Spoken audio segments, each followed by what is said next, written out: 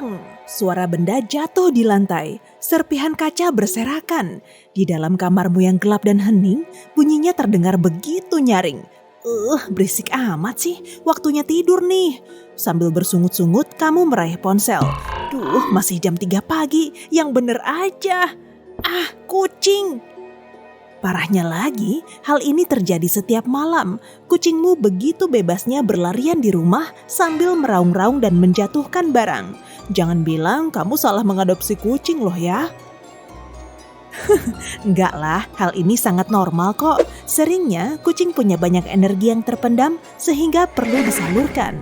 Kemungkinan kucingmu kebanyakan tidur. Pada siang hari ia tidak banyak bergerak, sehingga mencoba mencari cara untuk menggunakan energinya itu di malam hari.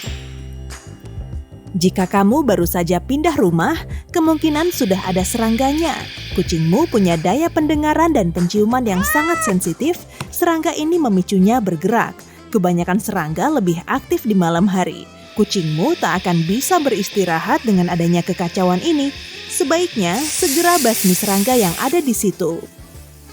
Kalau kucingmu tidak mau tenang juga saat siang hari, bawalah ke dokter hewan. Mungkin ada sesuatu yang membuat fisiknya tidak nyaman, misalnya karena kutu. Kalau kamu lelah karena tidak bisa tidur nyenyak di malam hari, coba pakai beberapa trik cerdas sehingga anabulmu juga bisa tidur nyenyak. Eits, tapi sabar dulu. Kita juga perlu tahu memangnya kenapa sih kucing mengeluarkan cicitan? Kamu pasti pernah mendengar kucingmu mengeluarkan bunyi pendek bernada tinggi kan? Biasanya bunyi ini menandakan insting berburu kucing yang sedang aktif saat melihat burung atau serangga. Anabulmu juga bisa kok mengeluarkan bunyi dengkuran karena melihat mainan. Kucing juga kadang menggertakkan giginya. Sebagian ahli meyakini kucing akan berperilaku begini saat sedang frustrasi. Target mangsanya terlihat begitu dekat, cuma di luar jendela, tapi tidak bisa dijangkau. Sebagian ahli lain menganggap perilaku aneh ini menandakan kalau si kucing tengah bersiap untuk menangkap mangsa. Seperti kebanyakan kucing, si pusmu kemungkinan juga menggosok-gosokkan kepalanya ke tubuhmu atau benda lain. Kalau sudah begini, kamu dan benda sekitarnya sedang ia tandai dengan baunya, lalu diklaim sebagai kepunyaannya. Terkadang, kucingmu tiba-tiba menjatuhkan barang yang tergeletak di meja. Pasti kamu mengira kalau ia sedang membuatmu kesal, tapi sebenarnya si koceng sedang bosan atau penasaran. Ia perlu hiburan, jadi jatuhkan saja barangnya. Untuk mengurangi kebiasaan ini, coba belikan mainan baru. Wah iya, kamu tahu nggak kenapa bumi kita tidak datar? Kalau datar, tentu si meong sudah menjatuhkan semua benda dari permukaannya. Iya, tahu kok kalau leluconnya garing.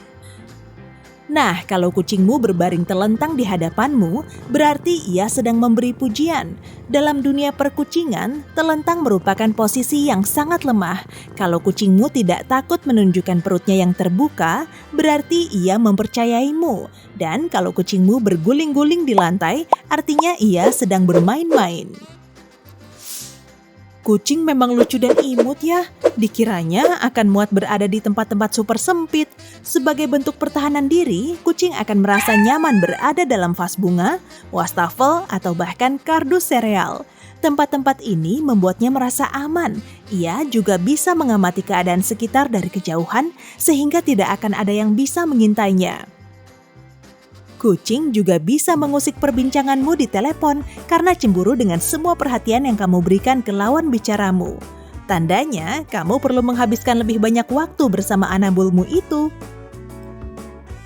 Kalau kamu melihat kucingmu duduk dalam posisi seksi, misalnya kakinya terbuka lebar, tenang sajalah, artinya ia sedang merasa tenang, rileks, dan senang. Terlebih lagi, ia mempercayaimu, di dekatmu ia aman.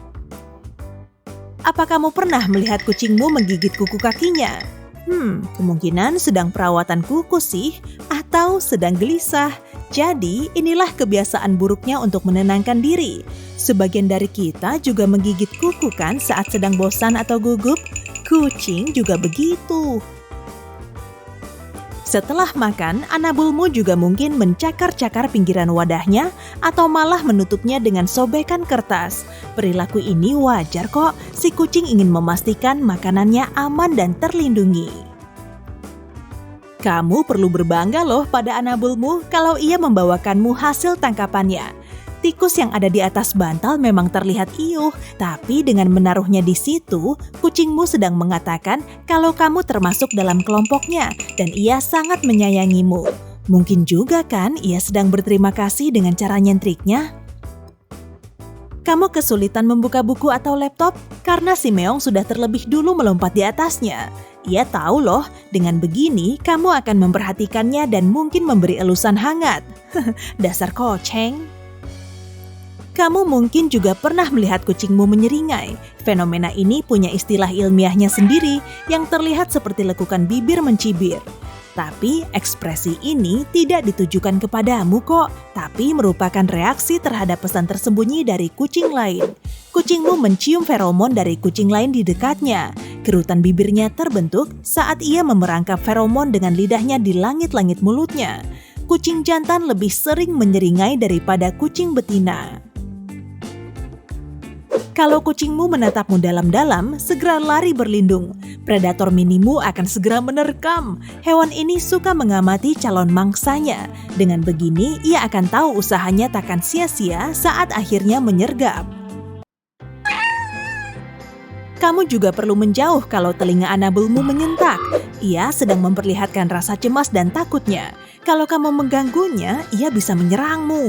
Tapi kalau telinganya tegak ke atas, ia sedang mendengarkan bunyi yang menarik perhatiannya. Pasti senang kan kalau kamu mendapat ciuman sipus dari anabul? Yaitu saat ia berkedip pelan ke arahmu. Para ahli meyakini beginilah caranya menunjukkan kasih sayang. Nah, coba balas kedipannya juga. Kemungkinan sipus akan terus mengirimkan ciuman ke arahmu. Saat kucing mengeong dengan suara pelan dan imut, tandanya ia sedang menyapamu. Setelah itu, kemungkinan ia akan melompat ke pangkuanmu dan minta dipeluk. Tapi kalau suaranya keras dan mendesak, kemungkinan ia sedang lapar. Sebaiknya segera beri makan atau jelaskan alasanmu menunda memberinya makan. Kalau kucingmu tidak mau melihatmu, sudah tinggalkan saja sendiri. Kucing kan juga perlu me time sepertimu. Kadang ia cuma perlu sedikit ruang untuk menyendiri dan menyepi. Kalau kamu tidak mengusiknya, ia akan lebih mengapresiasimu. Dan kalau ia perlu pelukan, ia akan kembali juga kok. Oke, seperti yang sudah kujanjikan tadi, akan kubagikan trik-trik yang bisa membantumu menghilangkan mata pandamu gegara anabul. Saat kamu tidur, matamu bergerak-gerak di balik kelopaknya. Kalau kucingmu ada di dekatmu, bisa-bisa ia akan penasaran lalu menampar wajahmu. Biar tidak kena sial, sebaiknya jangan biarkan sipus masuk ke kamarmu pada malam hari.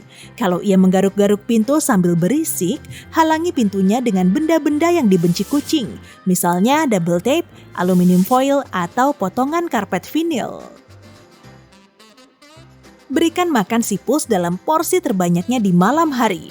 Setelah kenyang, kemungkinan besar ia akan tertidur. Sebelum tidur, kamu perlu bermain-main dengan kucingmu selama mungkin.